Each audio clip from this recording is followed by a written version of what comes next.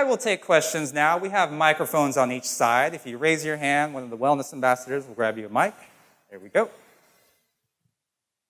Hi, Jason. Hi. That was a great speech. Thank you. So my question is, do you feel like a plant-based diet would be beneficial?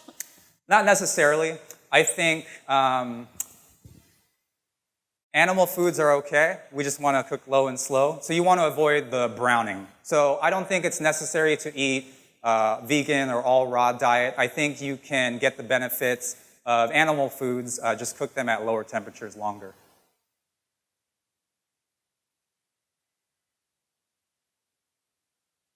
Hi, Jason. Hi. Thanks for the talk. Very interesting.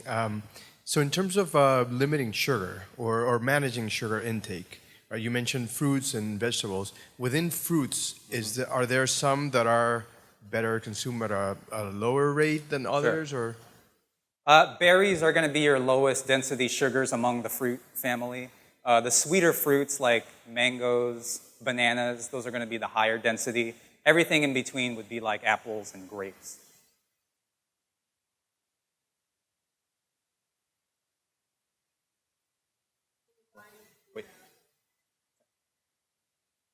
Can your body clear out the AGEs. AG? Yeah. Yes, however, it happens very slowly, so the best thing to do is prevent the formation. And you can't really go back and relive your life, but from this point on, prevention is more effective than trying to clear it out.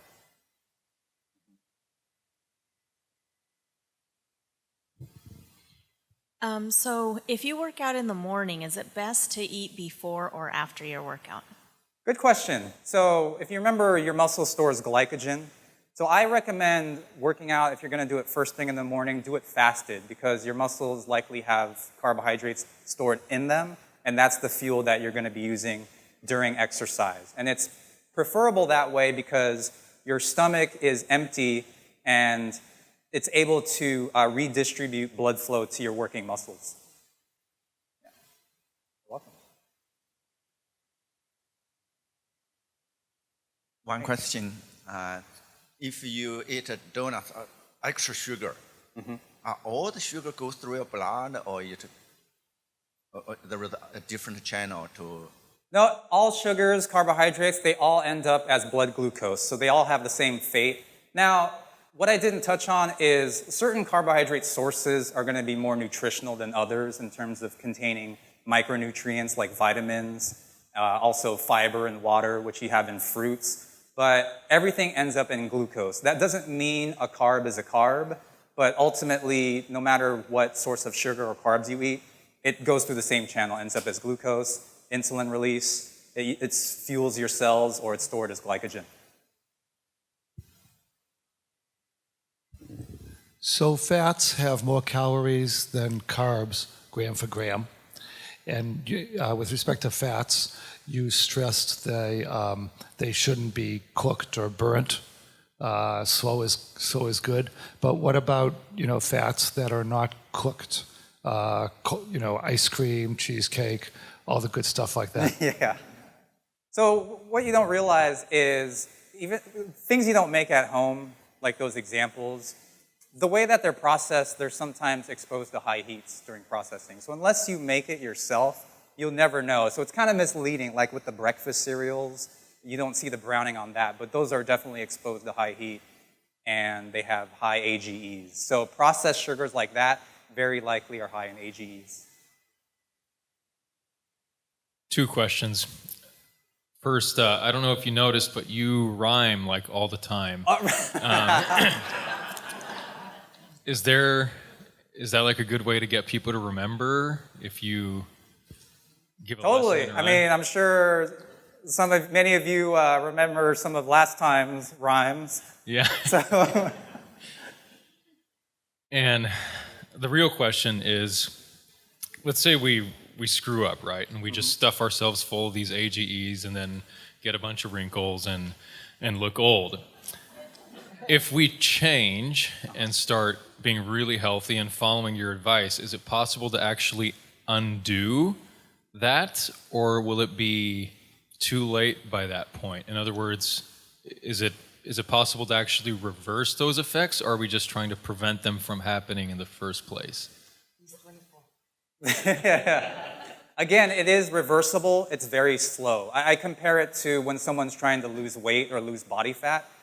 You can make it happen if you do all the right things. It's a very long-term process.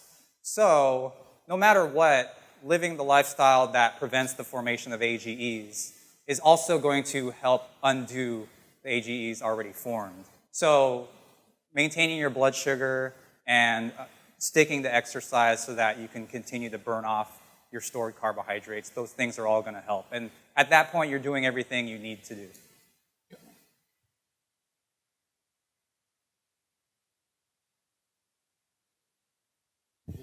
So I lived in Barcelona for 4 years, and we kind of lived on olive oil over there.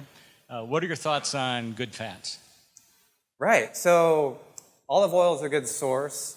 You want to look for the ones in the dark bottle, and typically not the bulk size plastic bottle, but dark bottle, because every time you open the lid, it is exposed to air, which oxidizes the olive oil, degrades the fats. So you want to look for the smaller, darker bottles, because also being exposed to light oxidizes those fats. As far as other examples, wild-caught fish would be a good source of fats. If you like to eat nuts or seeds, those are also good sources. So all of your whole food raw fats, and in general, things that come from those sources, like the olive oil. Coconut oil, too. Forgot to mention that. Hey, Jason, I was wondering how this works with, strenuous athletic training or exercise. I mean, if I wait to, get my carbohydrates, it's going to be too late. I'm going to bonk.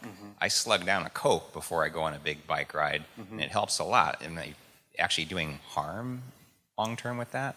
Not at all. I think it really depends on the distance. So something like a marathon distance, you would need glucose during that run because you are definitely going to deplete your glycogen stores. But remember that your muscles can store up to 400 grams of glucose, which is 2,000 calories worth of carbs. If you're going for very, very long distances, then taking like an intermediate glucose during your training is appropriate in that situation. But you're not doing long-term harm in that case. There's been a lot of emphasis on fermentation in foods and probiotics.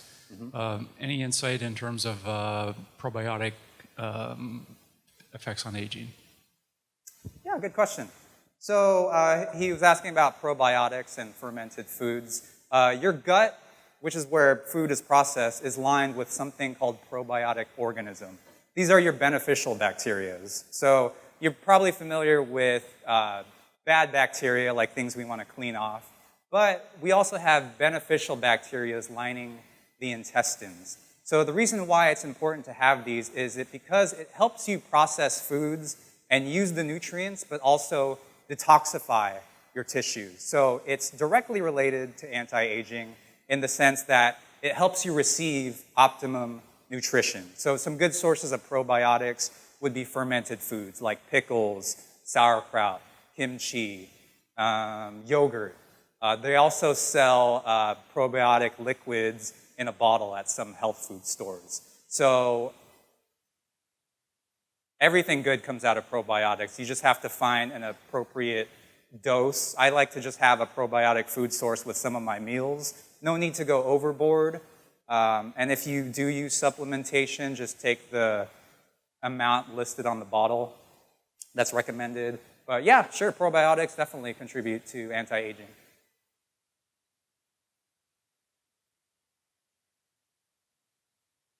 So you touched on the time for exercise during the morning. So in general, do you have a ideal time during the day when to do your exercise? Not at all. It's really dependent on your energy level. Sometimes I like to work out first thing in the morning. Sometimes I prefer evening, just because that's when it feels better for me. It's really whenever you have the most energy. During the 24-hour clock, your muscles don't know the difference. Your body doesn't know the difference. So anytime during the day, that works best for you. So I recommend just choosing the time when you feel like you're going to make it happen and you're going to have the most energy to do that. Another question. We were educated high fat is not good by milk, low fat. But the recent report showed high fat is good. How do you think about this? Okay, so the question was, we used to be taught that we need to eat low fat or non-fat, and now there's research saying that high fat is good. I am a fat proponent. I think that you want to keep it at a moderate level, but fats are essential to the body because they form the outer membrane of your cells. So we're all familiar with proteins are building blocks, but fats actually form the cell membranes. So don't purposely consume low-fat foods, like low-fat yogurts, for example, are added with sugar to compensate. Just don't be afraid to consume the full-fat version. Now, this doesn't mean that you go out and purposely add added fats to everything, but having a moderate amount of fat is better for health than having low fats, and it's less likely to cause vitamin deficiencies. I'm going to get Caroline up here for another one.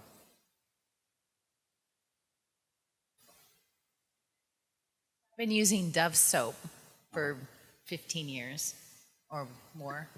I read an article, something about petroleum-based soaps actually keeping away moisturizers from coming inside the skin. Do you know anything about that? Not specifically about petroleum. So you're saying that... like the petroleum-based soaps actually create some kind of layer that... a barrier so that moisturizers aren't yeah. effective. I was wondering if that had any impact on aging as well. Not sure with petroleum specifically. All I know about moisturizers, and I'm not an expert on cosmetics or anything, but the way lotions work is that after you come out of the shower, lotions just lock in the moisture. They don't add moisture, they just lock it in, which is why you would want to add it right after you shower. But I couldn't comment on petroleum specifically. We'll get that. That was yeah. Get you. Hi, Jason. One thing that you have not touched on is the emotional side. Will a happy person look younger or age slower than a sad person? Yeah, so the question was emotional health. Are happier people, do they age slower than unhappy? I definitely think so, because stress contributes to some of the signs of aging.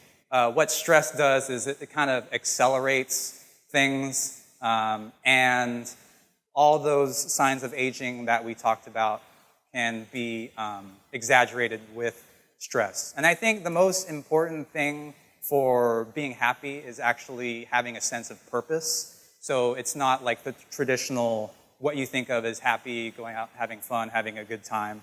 But having a sense of purpose adds to your emotional health, which, yes, keeps you young.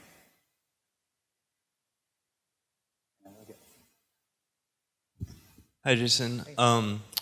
So sugars lead to AGEs and AGEs lead to aging. Right. What are some of the mechanisms that transform sugar into AGEs within our body, and what activities can we do to kind of prevent that transformation? Right.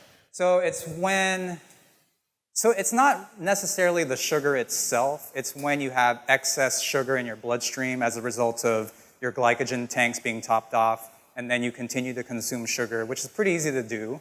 And now you have excess sugar in your blood. So they're kind of just like little rebel sugar molecules. So they hook up with the proteins, and that's glycation. Now, when you have a lot of this going on for long periods of time, that's when the proteins link together, and then you get those stiff structures, like the wrinkles or the joint pain or the stiffening of the arteries. Yep.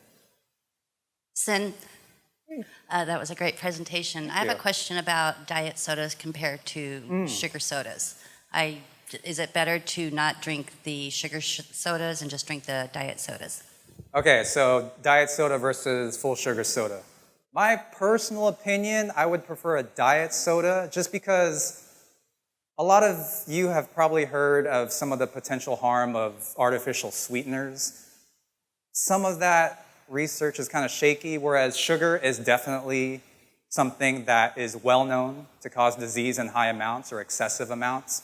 Now, with that specific example, I do think, or it is true that using, let's say, like sweetener packets in your coffee, that has a much lower dose of artificial sweeteners compared to a diet soda. So the lesser of two evils would be a diet soda, but a couple packets of sweetener that you add to coffee has a much lower concentration of artificial sweeteners than a Diet Coke, if you're concerned with that. All right.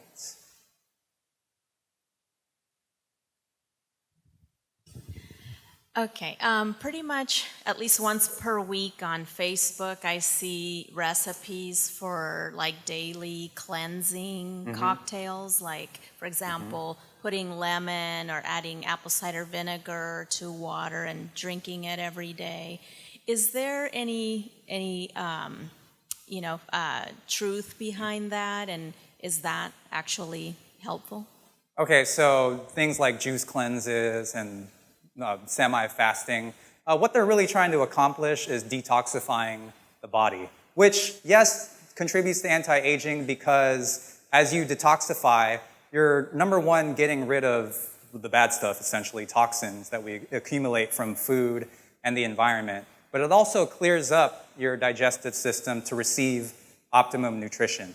Now, having said that, there's nothing magical about like those examples.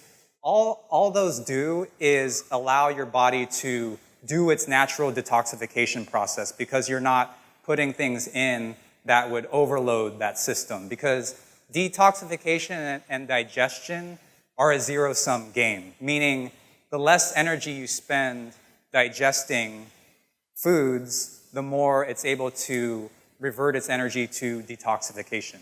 So it's a way to go about it, nothing magical about those specific examples.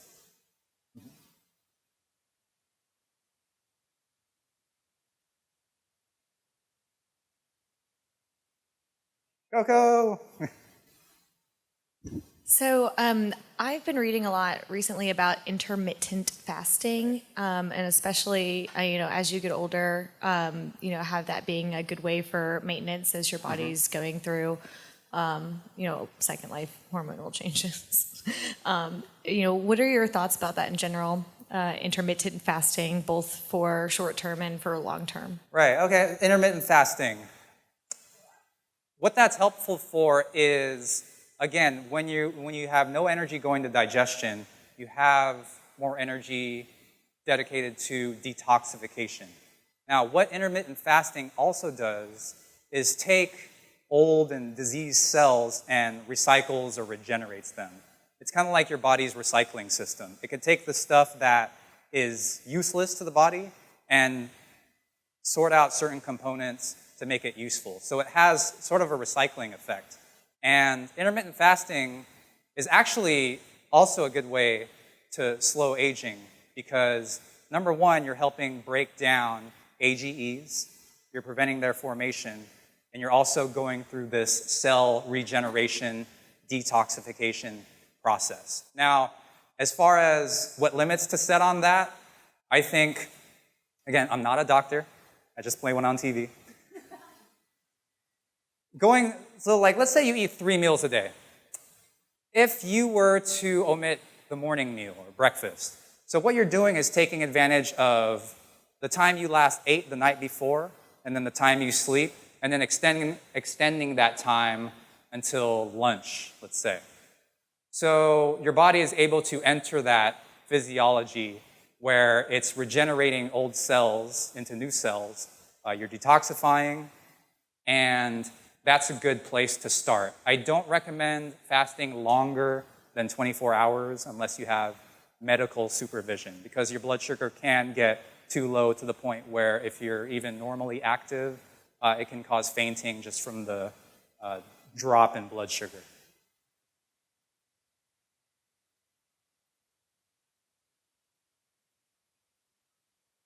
Okay, any more? Wait, let's wait for the microphone, Jason. I'm going to get you the microphone, Jason.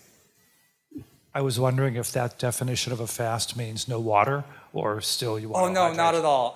Basically, anything without calories is fair game on a fast. So water, even black coffee, if that helps you sustain your fast. So pretty much, as long as it doesn't have calories, you would be in the fasting physiology.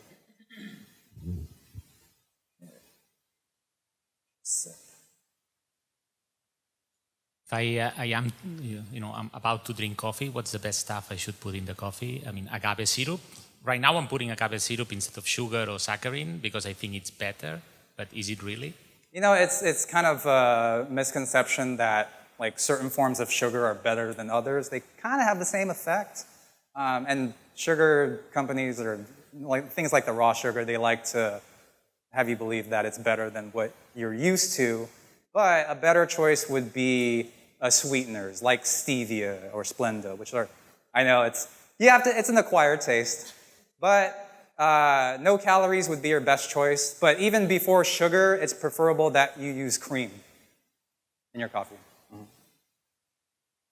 Full fat cream.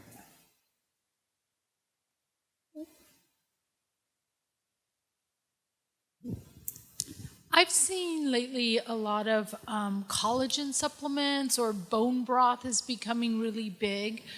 Can you ingest collagen to help restore collagen? Good question. So I came into fitness kind of being interested in bodybuilding. And bodybuilders are like the first people to know that protein helps the process of muscular regeneration, muscular growth. Now, we're familiar with the concept of eating animal foods for protein, like when we eat meats. But it's also important to consume connective tissue because that regenerates your joints and the tissues that surround that. So, some ways to do that, since we don't have the digestive physiology to eat bones, are things like broth, so like bone broth or pho. Things like that come from like a chicken or a beef source, and also taking supplements, so like a collagen supplement. There's also glucosamine, chondroitin, and you have to take those in fairly high doses to get an effect, but bone broths would help with joint health, and very likely help with your skin too, since if there's collagen in it.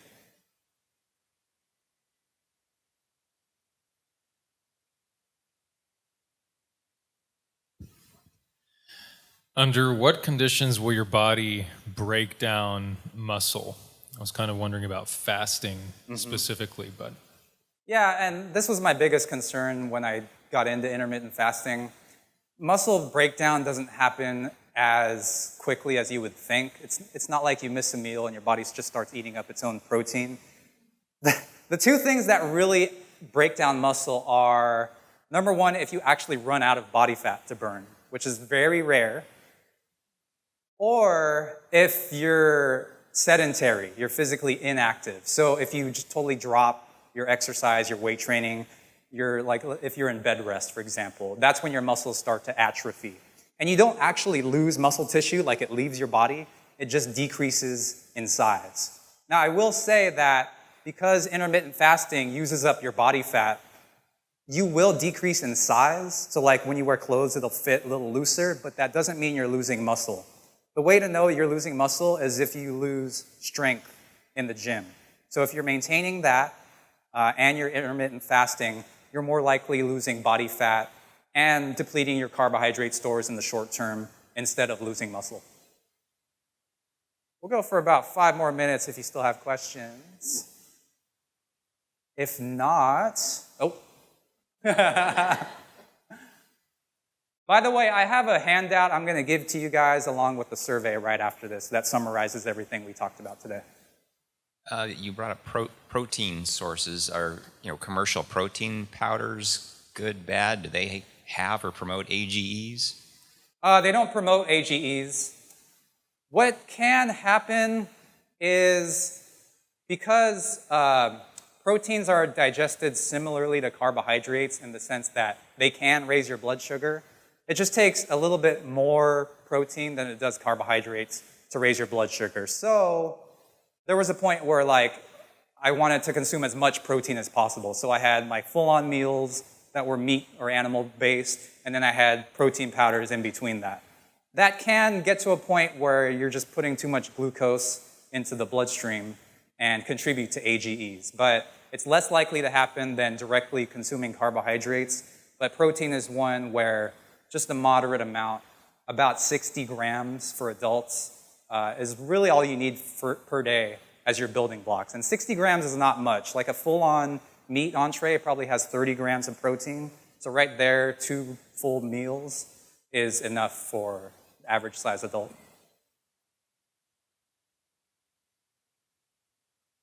So I have a question about like when you go long periods without eating and you Mhm. notice you get kind of shaky. Is that your blood sugar levels changing, or is that just due to not having any food? So getting shaky when you go for long periods without food. It can be your blood sugar, because that would cause that. And it's something that consuming enough fats would help keep your energy stable. I don't think it's likely, but it can also be due to the fact that fasting stimulates your adrenal hormones. So things like the fight or flight, which kind of makes you feel like you're ready to go. And in those cases, you probably have the most energy, but that could cause the jitteriness. I don't think it's likely. You only really get jitteriness when you consume artificial stimulants. So it could be due to your blood sugar. So if you want to kind of ease yourself into that, I recommend filling in the gaps with added fats.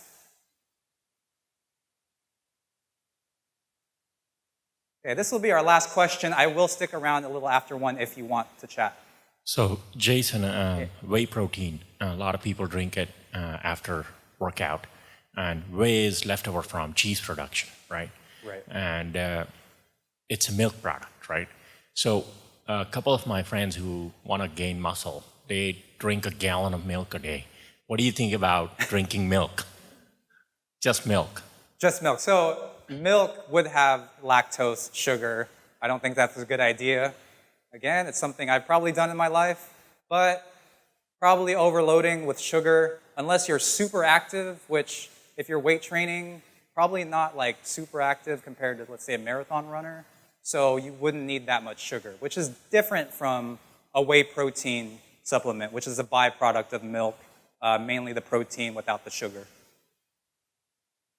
Okay, I'm going to stick around if you want to chat some more. Thank you so much for coming. You've all been great. Thanks.